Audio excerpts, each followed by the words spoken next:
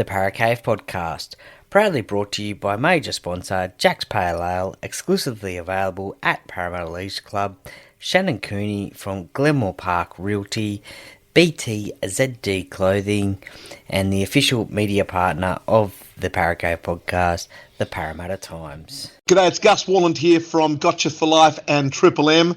I'd love to invite you along to the Mental Fitness Gym. Go to the mentalfitnessgym.org. That is a place where you can pick up some exercises to build your mental fitness, to work on that emotional muscle, those muscles in your head that are so powerful. Please come and join us at the mentalfitnessgym.org for all that stuff to build your emotional muscle and your mental fitness.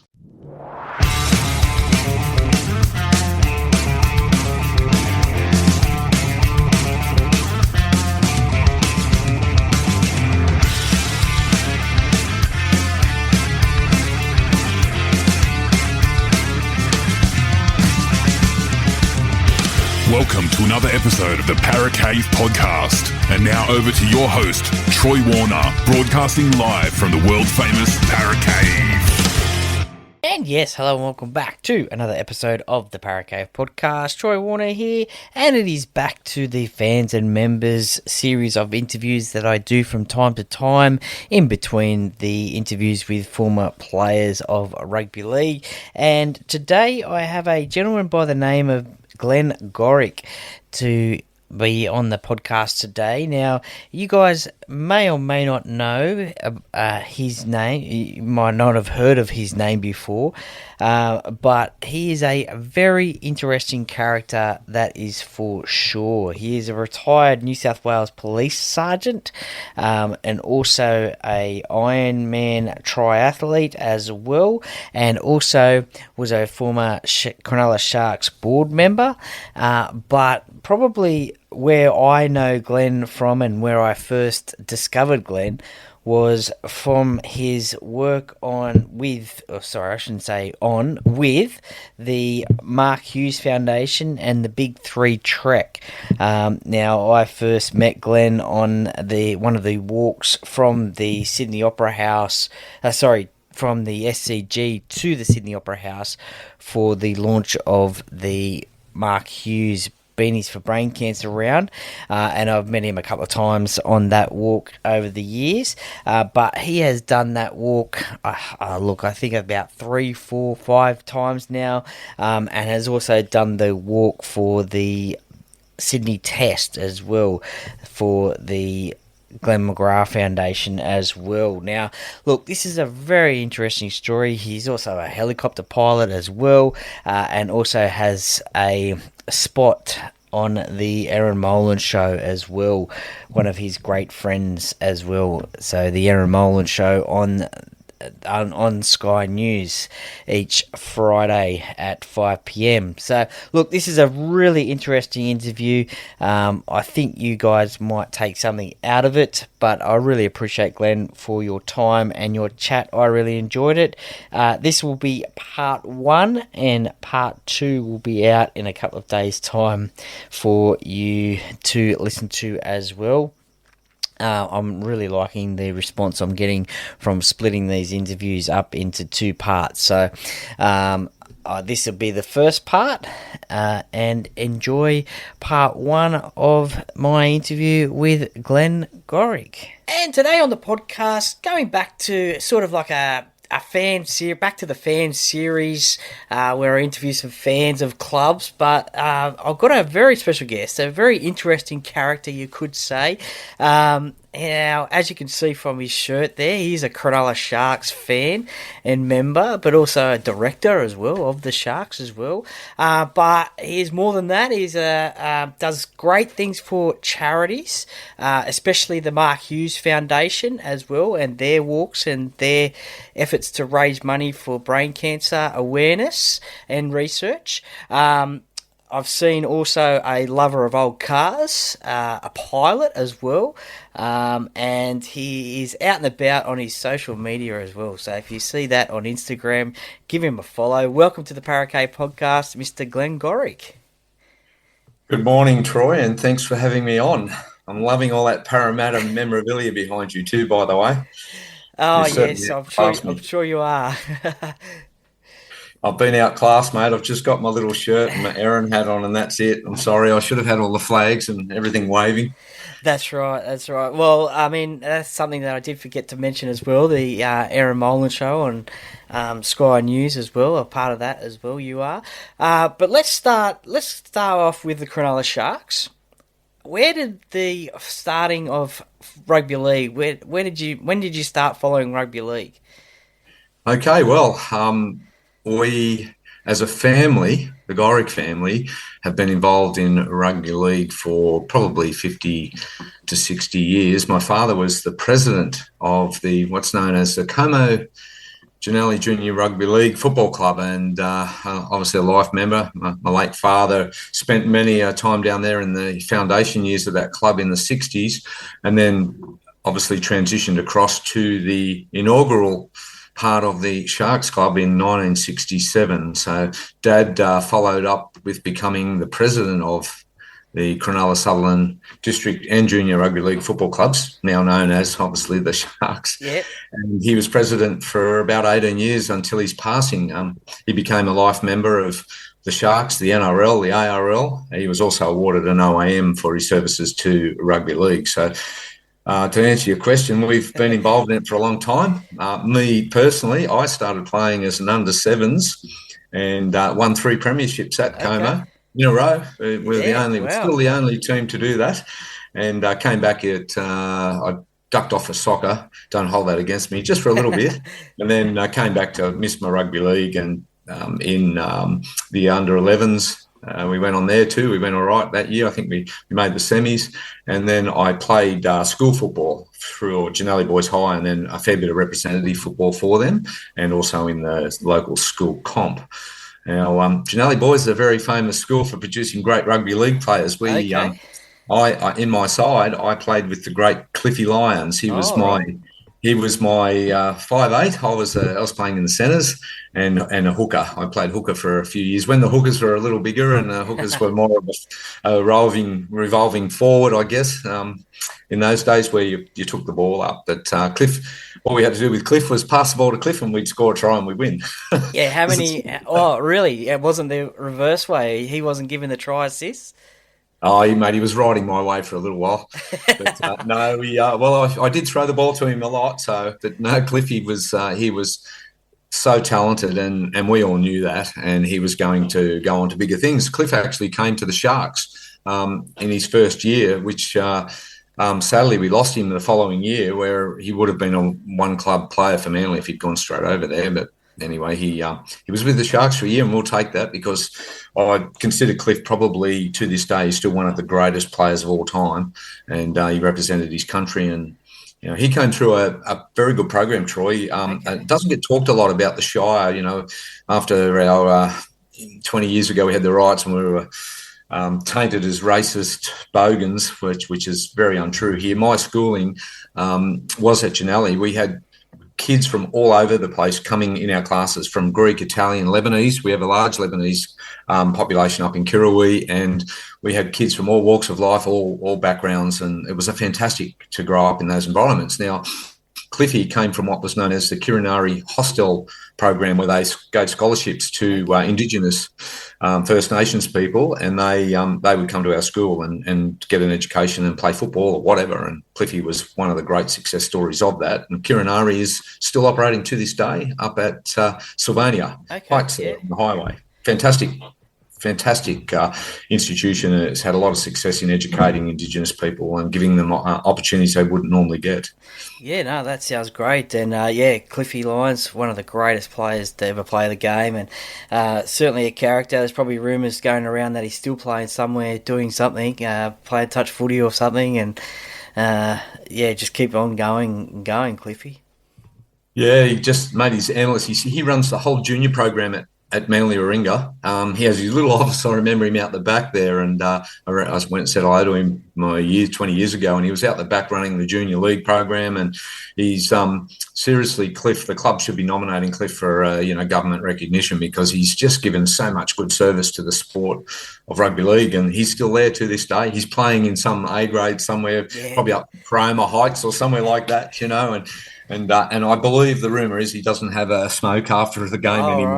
Right, okay. He's given up the bungers. Not that we condone that, and anyone No, that wants it. to. Well, hopefully I can get him on the podcast one day. But speaking of Cliff, other Sharks players, who have been some of your favourite Sharks players from over the years? Oh, there's been a few. The standout, and I'm probably biased a little bit because he's one of my best mates, is Mark McGrath, the mighty Sparkles. Yep. Mark did basically 9 years at Cronulla, and he basically was the guy who threw the pass to Eddinghausens to score every time. And you'll probably remember Mark, his greatest moments in Origin, where he scored those 2 tries that saved the game right on the bell. I think 87 and 91 or 92, something like that. It doesn't get talked about a lot, but no. It's really great footage if you watch it on the internet, where Mark actually it's as good as the Mark Coyne one for Queensland, when he saves the game right on the bell and gets that try over the line. But probably Mark.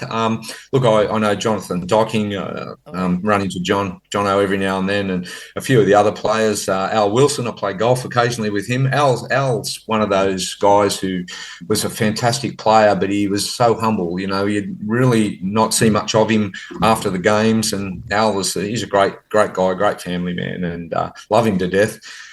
He was a much better player than he is a golfer too. I just put that on the record. Certainly I remember those 2 Origin moments from Sparkles. That was actually my favourite Origin game, that 91 game. That was obviously the Mark Geyer and Wally Lewis game, and Michael O'Connor kicking it from the sideline. But the thing I noticed from that try was when he got up, he was holding his head, and then everyone was patting him on the head, congratulating him for the try. So he obviously got a bit of a tap on the head, and bit of a bump on the head or something, and they're all coming. He had a knock on the head. Yeah. He had a knock on the head. He had a big cut. He was knocked pretty well out, and they were all banging on his head afterwards. So, it's but in the heat of the moment, and the adrenaline's all pumping away there. They're all on a high, those guys, and it's a great moment in NRL history, that one. Yeah, definitely. But they were a great combination too. I remember growing up watching Sparkles, Mark McGrath and Andrew Eddinghausen in the centres, and they were back in the days where the centres used to play on the same side of the field. Basically for me growing up, Cronulla were known for Mark McGrath and Andrew Eddinghausen. They were probably still to this day, again, one of the greatest combinations in the NRL. The speed of Eddinghausen's, and then to later turn his career around into a defensive one as well, and longevity was just incredible. He's played over 330 games for the Sharks, and Sparkles, obviously, all the try assists. Like, if you go back and have a look at the stats, just phenomenal what Mark's statistics were, and they're both pretty good looking guys. So they were also getting opportunities away from the sport, which remember the Lowe's ads with Mark and ET's fishing show. It's incredible that they went on to those other opportunities. The Gladiators, which made a recent comeback, which Sparkles was a referee on. That's right. It's a bit of fun. So life after sport, even though it's difficult for most of the sportsmen to transition after, or sports people to transition after professional sport. Those 2 guys did make a good go, but Mark still to this day is running his Mark McGrath Institute of Sport, and he's still a registered training organisation, signing off on all sorts of things. So, it's just, mate, I'm going to throw one in here. Okay. I wasn't going to bring it up, but that bracelet I'm wearing there, I'm an ambassador for what's known as Embrace. It's about to be launched, and that is about professional sportsmen transitioning across to life after sport, and it's a wonderful initiative. So it'll be coming soon. So give it a little plug. Keep your eye out for Embrace. Wonderful initiative for sports persons' mental health, mate, which is something that often gets forgotten. So. Yeah, definitely. I mean, we do see that only a very select handful, get media jobs. But yeah, it's very hard. I usually ask the ex-players how they found that transition into normal life after playing for 10 years or so. And some of them say it was really hard. Some of them say it wasn't too bad, but it's certainly an important part of anyone's career, I guess. Absolutely, mate. And one thing you have to remember too, the injuries that they've sustained both physically and invisibly, after sport, make them, in respects to unemployment, very high, because they're a risk, right? And everyone's risk averse nowadays.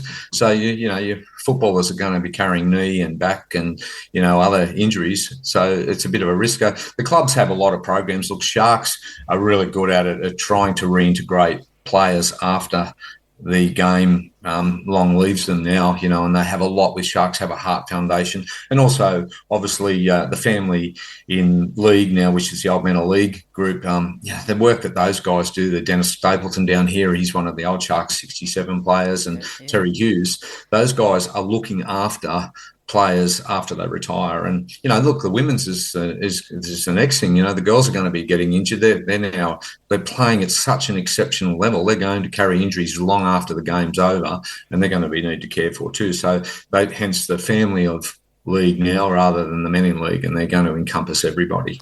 Yeah, no, great stuff that they do as well. Now we'll get to the grand final of 2016 a little bit later, but what are some of your favourite?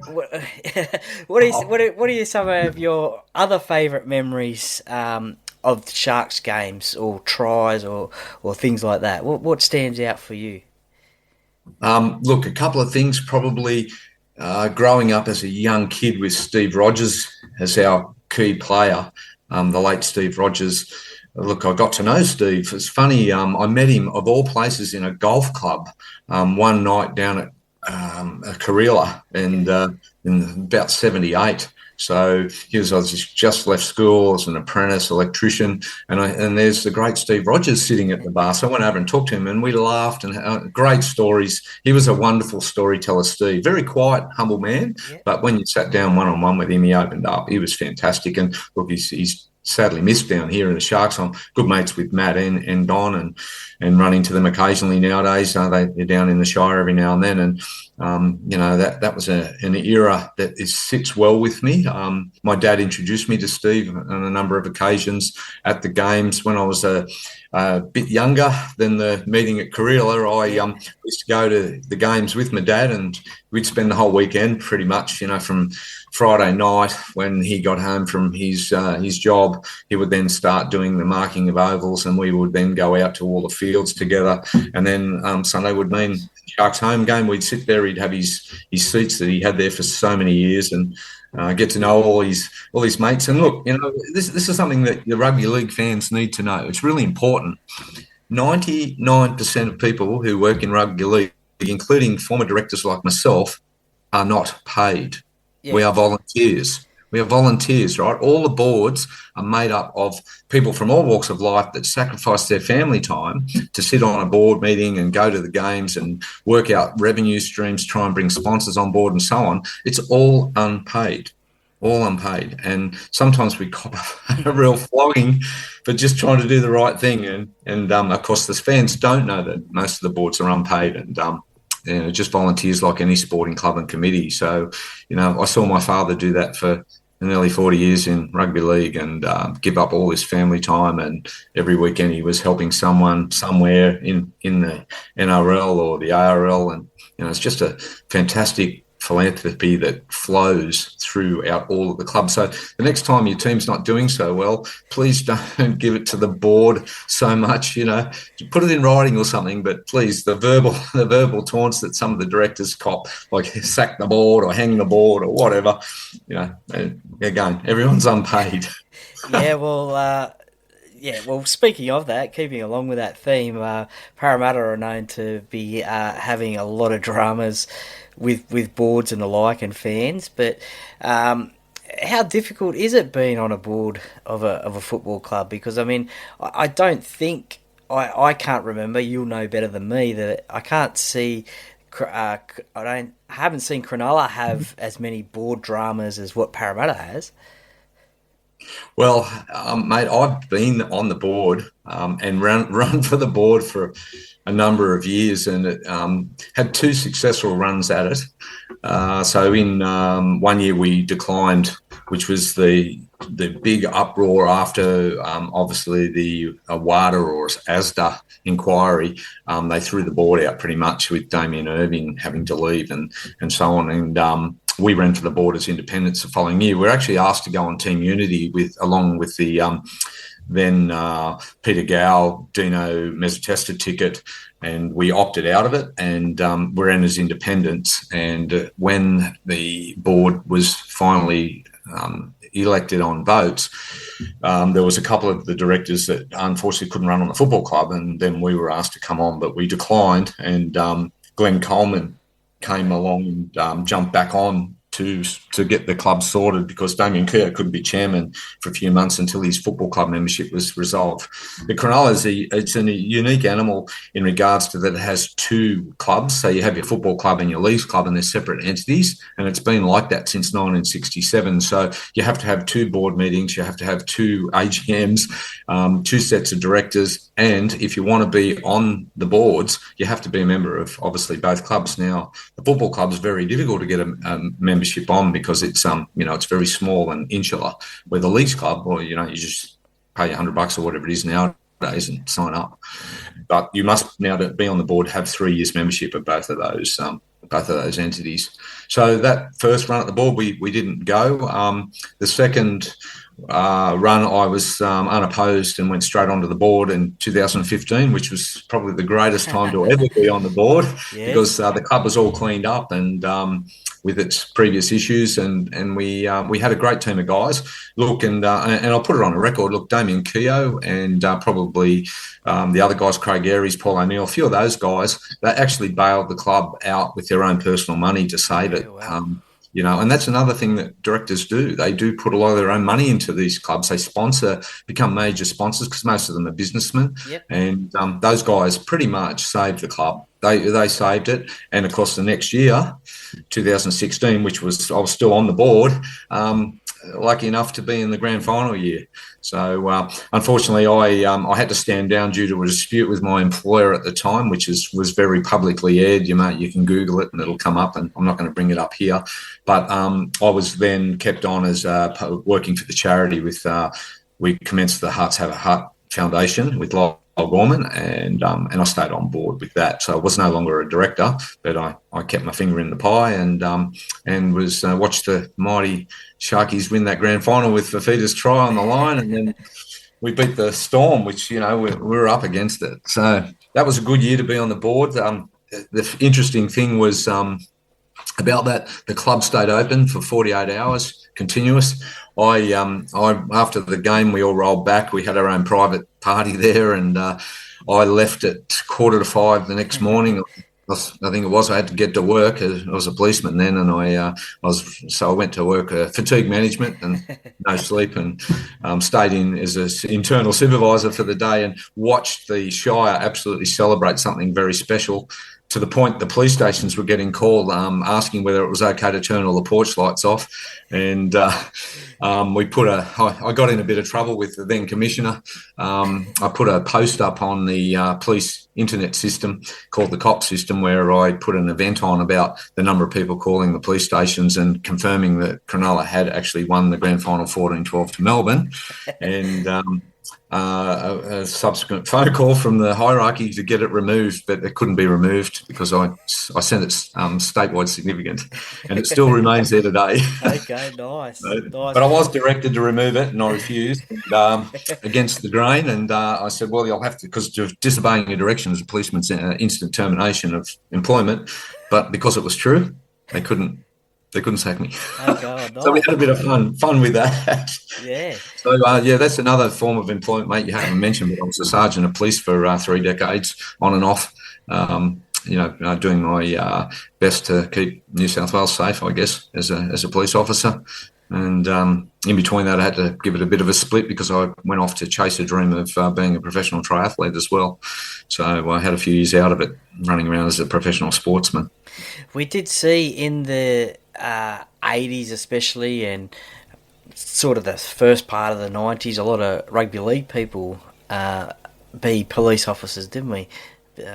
Probably most notably Billy Harrigan, Paul Sirenen as well. He gave it a crack as well before he became a footy player, whilst he was playing as well. But there's sort of a bit of a correlation, like some of the things that you learn in the police, you can use on the football field, I guess, and some of the things on the football field you can use in the police force, can't you? Absolutely, mate. There's a big connection between New South Wales Police, probably police forces all over Australia, but because it's personal here, a huge connection between professional sport and the police force, and mostly because it was shift work. You were given leeway to adjust shifts and times to go and play your sport. There was a big connection with very famous footballers of the 60s. Now, you might not know this, but John Raper was a police officer for 7 years, and quite a good one. And when they celebrated the 150 years of centenary of policing celebrations, John was the face of that.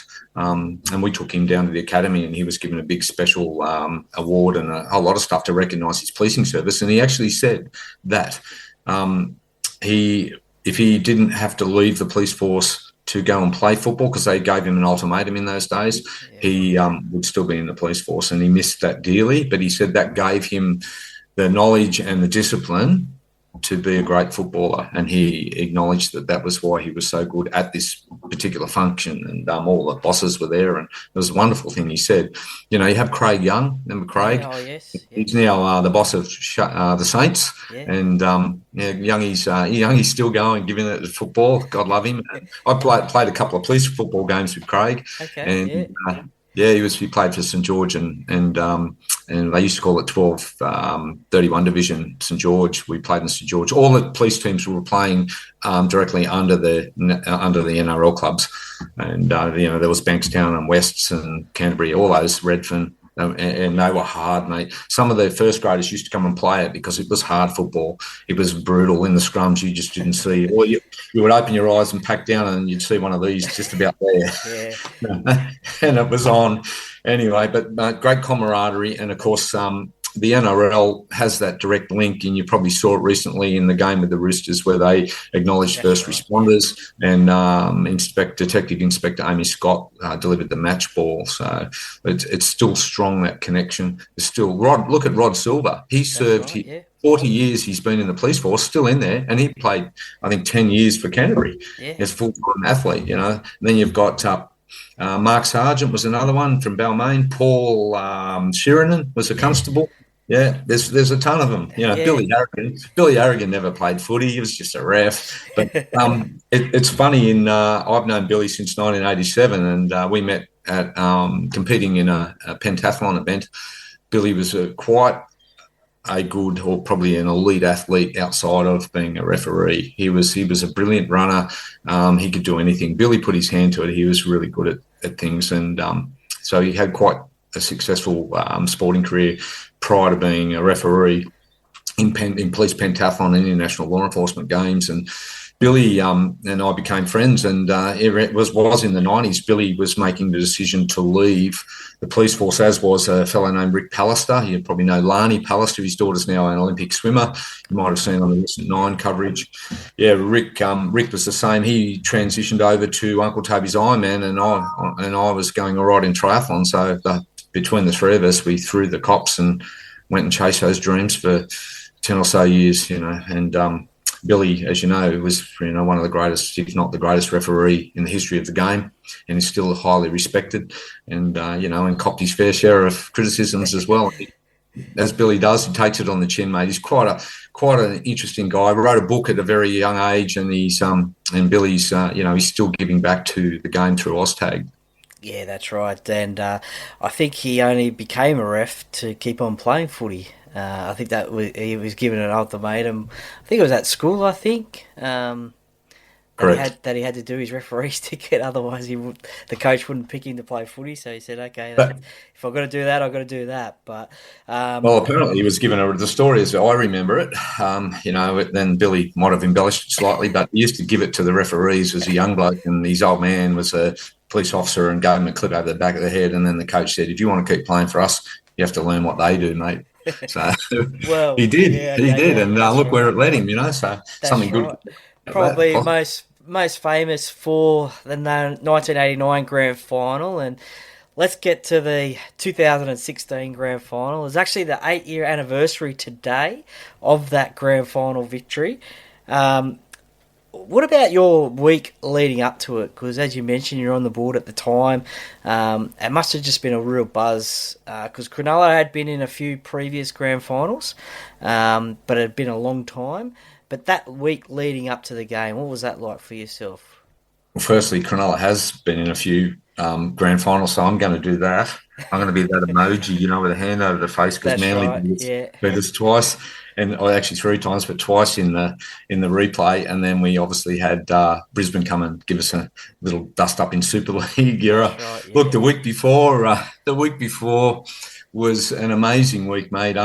We had Glenn Wheeler was our on-ground host at the time, and had recently been involved in a very serious motorcycle accident, no fault of his, and suffered significant brain injuries to the point that he was pretty much gone at the scene, and was only revived, and then went through an incredible recovery program. Well, we decided, a few of us get together and as directors and put on a fundraiser. So I was the coordinator of that. We had a fundraiser at Sharks right before the grand final. Okay. And Glenn was out of hospital now and able to get around, so we did a big one down there. And Flano had just come off, I think, 12 games in a row they'd won. So you could see the build-up of this year.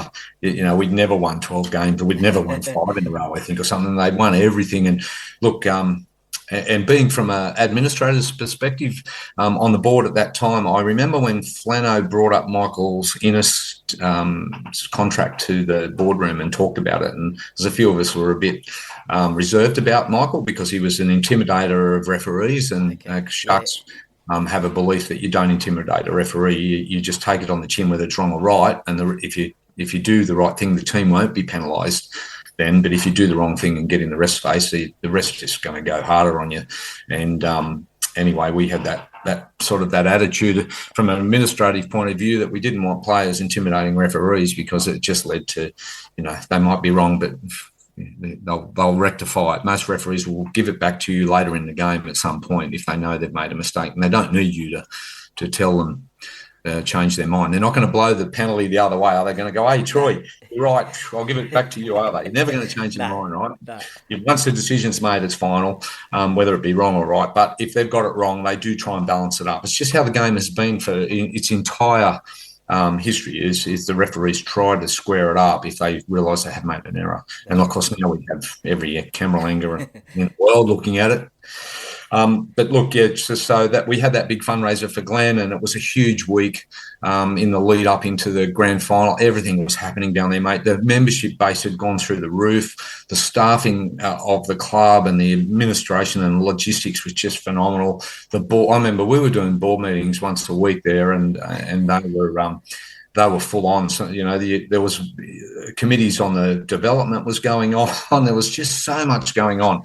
And of course, the highlight of it was that we won, and look, it finally put to bed the hoodoo that we'd so long held, being the only side in the NRL competition that had never won a grand final. And we had to wear that moniker for quite some time. I think the Cowboys were the ones before us, and anyway, we finally got the hoodoo off the back, and we've made the semis pretty much. This is the sad thing, that we'd never won a premiership.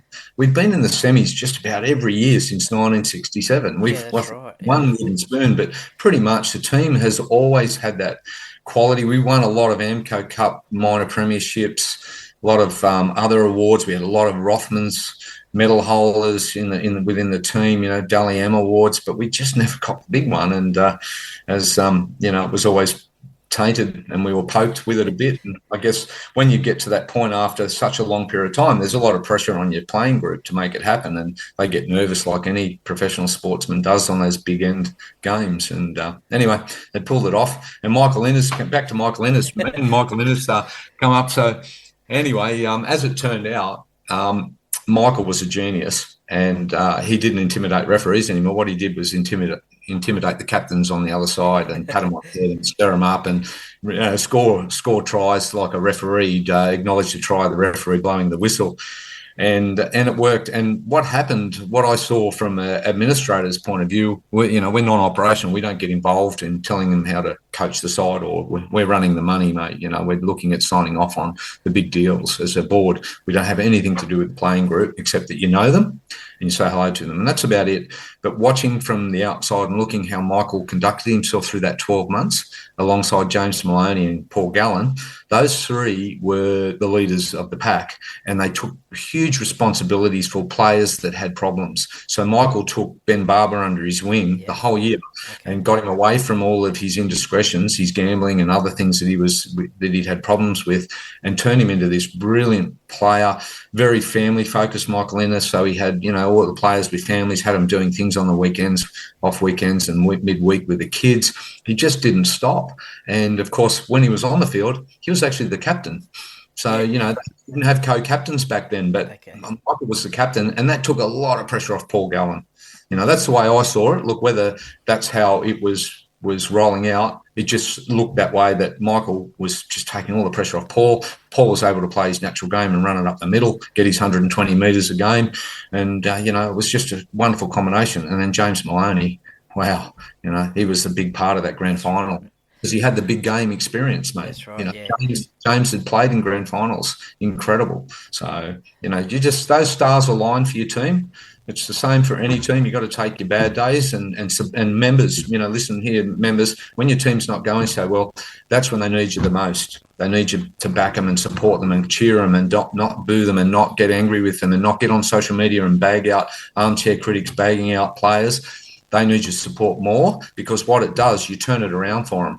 And if the morale's high, you've got a great chance of winning a grand final. But if your morale's low and your fan base is being aggressively abusive or saying the wrong things about things they don't really know about, the players take it to heart. They do. They really do. The playing group gets affected by a lot of it. And, for my advice to fans from an administrator's point of view is, if you're having a problem with your team, get there and support them and get out there. And, when they're bottom of the table, like West have been all year, still got a great fan base. Watch West bounce back next year, with the side that they're getting. They're getting some Penrith players. Yeah. They'll be in the mix next year. Same as Canterbury. Mate, I know Stu Laundy very well, and Stu's a big part of our charity walks, and Stu's one of the most generous men you'll ever meet, and he takes a lot of pride in Canterbury, and look how they've turned that around in 2-3 years. Definitely. How good was that? They're making the finals like that. Yeah, that's right. Rugby League's doing well, and Canterbury are in the finals. Some wise advice there for fans. Just 3 quick moments I want to talk about that grand final, and your feelings at the time. The Andrew Fafita try, when you guys got in front. The last, 30 seconds of the game where Melbourne was scrambling to get a try to win the game, and also when that full-time hooter went off. What were your emotions and feelings of those times? Okay, so let's start from the bus trip out with a couple of friends. It was a private bus. We were all suited up. So we had the big grand final function while it was ANZ Stadium at that time. And we were building big emotions. And I especially was emotional because my dad wasn't there. He'd since passed away in 2006, so he missed all of this. And it was a lot of it was his hard work that stuck by that club for so long, for so many years. And anyway, so for me, it was a lot for him. And I get a bit emotional about Dad. Oh, that's all right. Yeah. But look, he that was the big build-up. So getting out to the stadium and watching it all transpire and all the entertainment, it was just like it was surreal. Here we are, we're in the grand final. I've been a big part of this as an administrator. Job done. We're here. Hopefully we can pull it off. And then it was touch and go that whole game. You didn't know which way it was going to go because both the sides, it was probably one of the most equally matched team matchups you'd ever see, where Storm were playing as good as Sharks, Sharks were playing as good as Storm, and they just reciprocated each other all the way through the game. And then right at the end there, where Fafita just forces his way through, Andrew, one of the nicest guys you'll ever meet. Have a lot of time for him. He was a great person to deal with when I was a director. And Andrew, to score that try after, because Andrew's biggest probably his biggest hurdles he'd get over. Andrew would try to do everything. Okay. He would try anything to score a try. He would try anything to get up and play the ball. He would push for penalties, mistakes on, and he'd run the ball up, like giving everything, including his body on the line. And of course, to see him, the hardest worker like that, a big guy like that, use his brute strength to get that ball over the line and score, it was just what they call a threshold moment. Definitely. Probably rarely ever to be repeated. And then we thought, right, we're okay, we're here, we've got this. And then Melbourne just put it into fifth gear, like did the Cleary thing, like all of a sudden they're going crazy on us. And we're like, wow, where's this coming from? And sitting up there chewing every frigging fingernail that I'd ever had grown, right back to the hand of my fingers. And I was with a couple of other mates from the Sharks, and we were all just sitting there, bated breath, watching it. And we're just like, here we go. The hoodoo. Yeah, it's like, we're gone. They're going to crack us. And they just kept coming and coming and coming. And the boys just stood up and defended. And right till the 80th minute, and bang. And then they all fell on the ground. We all fell on the ground. We're in the corporate box. We're all, shirts were coming off. People were throwing beer everywhere. And if there was any RSA that day, I apologise. But we certainly had a lot of fun. And then, of course, onto the field and over and watched it all take place. And I'm not in the photos because I was taking a lot of them. I wanted to grab the photos. So I missed out on a few on the field, but certainly enjoyed it. And, it was a wonderful time, mate. And those 3 moments, as you describe it, I'll never forget them, and it's still talked about to this day. A lot of the former directors still live around here, and we cross paths, and it's just just a nod, job done, and that's it. Yeah, so I mean, especially like grand final week, that must be a pleasing week for us. As you just mentioned, you can catch up with those guys, and the memories start coming back, and the good times, the smiles, and happy times come back. It is, mate. But, the funny side of it is that the revenue streams flow in nicely for your club, all right? So that's hence why we strive to win a grand final is, you get basically 6 extra games of football for your club to get into those semis and go through to the prelims and then the grand final. And that brings a lot of revenue in, and clubs only survive on revenue. Like I said, everyone's pretty much working for nothing. So the money is to pay for all the staffing and the coaching crew and the players and so on. And then you get your sponsors on board, which help. And, there's not a lot of the clubs that are pretty much running full-time sponsors that pay for everything. It's, it's only the real cash-rich ones that do it. So you're reliant on other forms of revenue coming in, which is your membership base, obviously your marketing and management of your memorabilia and your clothing and so on. And all of that just goes through the roof. When you win a grand final, it's the next year. The biggest problem we had was retaining players because everybody wanted them. So, the few were coming off contract and it's hard to retain them. Dino Mezzatesta, incredible man, mate. He's done so much for that club. The guy deserves a friggin' massive honour bestowed on him. He has just done so much for that club. Well, he was saying how much trouble they're having retaining players when he was on the board then, and he talked to me a lot about it, that everybody wanted them and we were losing them. Some were retiring and others were getting bought up, and everyone was expecting Sharks to come back that next year. Unfortunately, it doesn't happen like that unless you can retain that. So I'd look at Penrith. I mean, when they won those first couple, they had those, it was basically St Mary's Men juniors all playing. And of course, when Kickow left, they had a big hole in their side all of a sudden because he was bought by Canterbury. And, he's a key player. So they had to rebuild again after that. So that's what happened to Sharks. Same thing. We start losing great players and you're just very hard to back. So my hat's off to Penrith that they've been able to do that with the change in their playing group and still be able to have that incredible depth through their junior league. Well, you still get to experience that grand final week this week because the NRLW team is in the grand final. Amazing achievement, only 2 years in the competition. So you must be pretty excited about that one. Mate, how good are the women?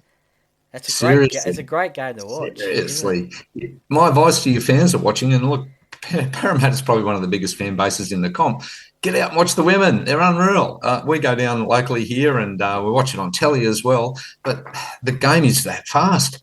They are so fast, those girls, and they don't hold back, right? They play a very, very thorough first grade level of football. And, it's only come around in the last couple of years. It's like that intensity has increased. It's very marketable. It's like women's golf. When no one wanted to watch that 20 years ago, now it's got more following than the men's because of the fashion and the way the girls play and how accurate they are. It's incredible how far they hit it. So the NRL is, the National Women's Rugby League is just phenomenal. They absolutely kill it. And having the Sharks in the grand final, it wasn't expected. It looked like it was going to be Brisbane Roosters, and the girls got over the line. And of course, we'll be following them this weekend, and hopefully they'll get up and the Sharks will get their second grand final. Yes, it'd be an amazing story if they can. Only been 2 years in the competition, but they've got some quality players. Emma Tonagato, Tiana Penatani, just to name a couple there. And Nessa Biddle in the centres, she's been killing it all year, defensively and attacking. She's a great player, nominated for a Dally M Centre of the Year this year. So good luck to her and good luck to the Sharks as well in the grand final. I'd like to see them win it. I was going for the Sharks in 2016, so I always like to see someone who hasn't won one before win one. So hopefully they can get up on Sunday before the men's game. Now, the first time that I met you and saw you, you were actually in some sort of, you were in a Sharks outfit, but it was a motorcycle outfit, and it was on the Mark Hughes walk from the SCG to the Opera House. I think it was 2-3 years ago now. Let's talk about the Mark Hughes Foundation, because you're pretty passionate about that and you've done some amazing things for them over the course of the years, and especially this year as well. Tell us about what you did this year for them. Just before we get into that, mate, see these? They're Sharks. Pick the one you want and I'll send it to you. So you can have that for the 2016. If the girls win, you can put that on, right? All right. Look, Mark Hughes Foundation, very close to my heart. Without going into too much of the demographic, I have lost a few friends from brain cancer. As simple as that. So a few years ago, or probably 10 to 15 years ago, I also lost Jane McGrath from breast cancer. And Glenn and Jane were our closest friends in a little confined group of mates that I have. And we decided to get involved in the McGrath Foundation at a very sort of high-profile level, using a lot of my media contacts at the time. And we did a lot of big walks and a lot of runs. We ran from Melbourne to Sydney and so on, lots and lots of things like that. And anyway, the Mark Hughes Foundation organises, which is a little couple from up in Newcastle, Mad Knights fans, sadly, but the Luke and Ella Alexander coordinated a Mark Hughes Foundation walk, and they called it the Big Three Trek. But on the summer months, they did McGrath Foundation work. Okay. And I had a lot to do with the McGrath Foundation at the time, and Tracy Bevan asked me if I'd go and help them and represent the foundation up there. So I popped up and decided to just have a bit of a walk with them and do a bit of social media and pump the foundation and so on. And of course, 25 kilometres later, I've walked with them. I've got to go back. So it was a long day and I loved it. And they were great people, very special people, very unique people, all from various walks of life, led by the amazing NRL legend from the Knights, Billy Peden, and a great Saints player and Origin player as well is Erin Molan. And those two guys sort of were at the forefront of it all, of these walks.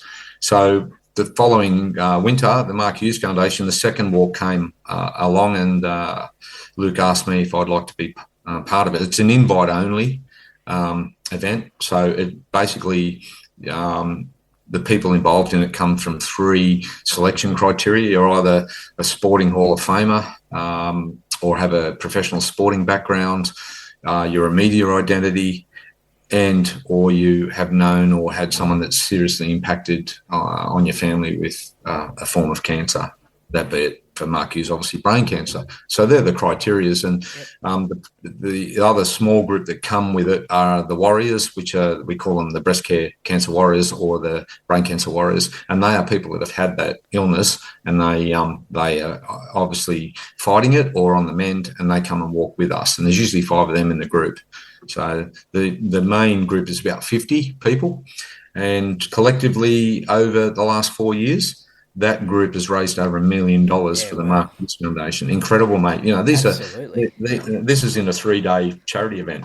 Pretty incredible, hey, just for a 3-day charity event to raise. And this little couple from, I shouldn't refer to them little couple, this unknown couple from Newcastle that just come up with this idea. You know, they Luke did play some professional soccer, but pretty much they're not known media-wise. Yep. And they're friends of Mark and Mark Hughes and a few others, and Stu Laundy, and they'd all come up with an idea to walk from Sydney to Newcastle one day, which 3 of them did, and suffered the consequences of that.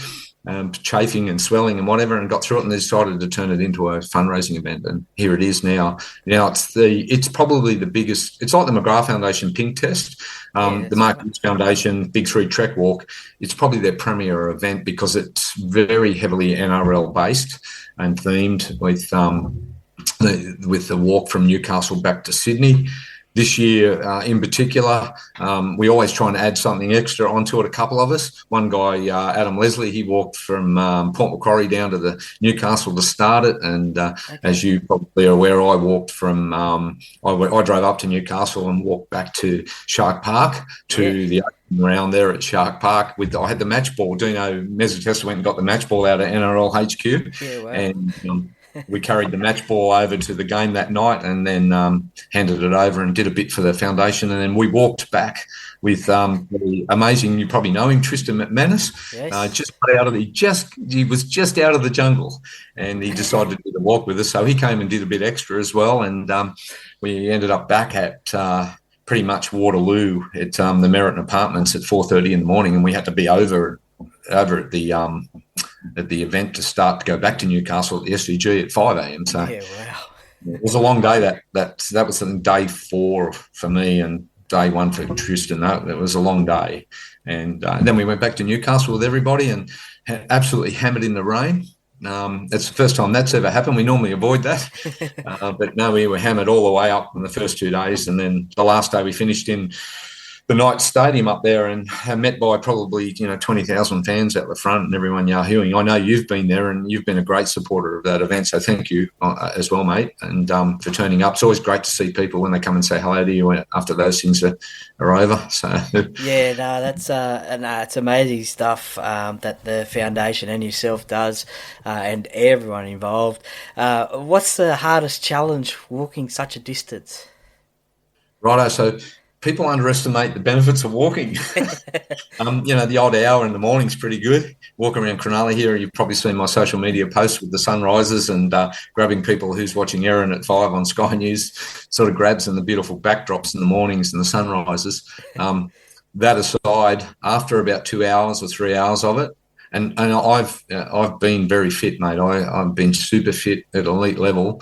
And nothing impacts you like running or walking for 2 days straight, because day 3, you're a mess. You wake up and you go, what have I done? Yeah. And you look down and your feet are all swollen, you've busted toenails, chafed everywhere.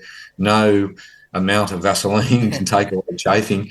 And everyone comes up with ideas and whatever. And my primary role in it is to help people that have struggled because of my knowledge with endurance events from triathlon, obviously, and doing these big charity events. So I carry a backpack full of lollies, Band-Aids, Vaseline, all the little things you need. Essentials. And all the essentials, and people that haven't done it before really struggle with it. Look, this year, the Shane Heal came along. Australia's probably most well-known basketballer.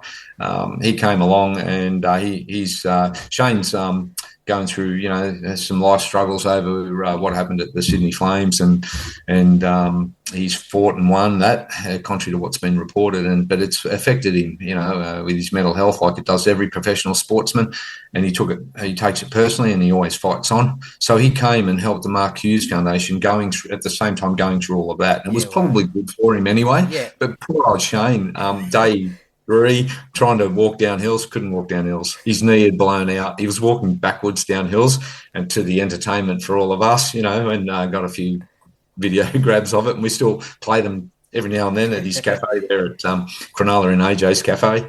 And people have a bit of a laugh. Can't believe it. That's a great shame hill. It's just so broken. Glenn, how you going, mate? Are you a Para Cave podcast listener? I am, bro. It's a great podcast. Everyone tune in.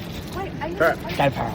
Hello, Paracave podcast listeners. My name is Shannon Cooney from Glenmore Park Realty and long-term sponsor of the Paracave podcast. If you're looking to sell your property or buy, or just curious to know what your property is worth in today's market, give me a call today on 0421 588 445.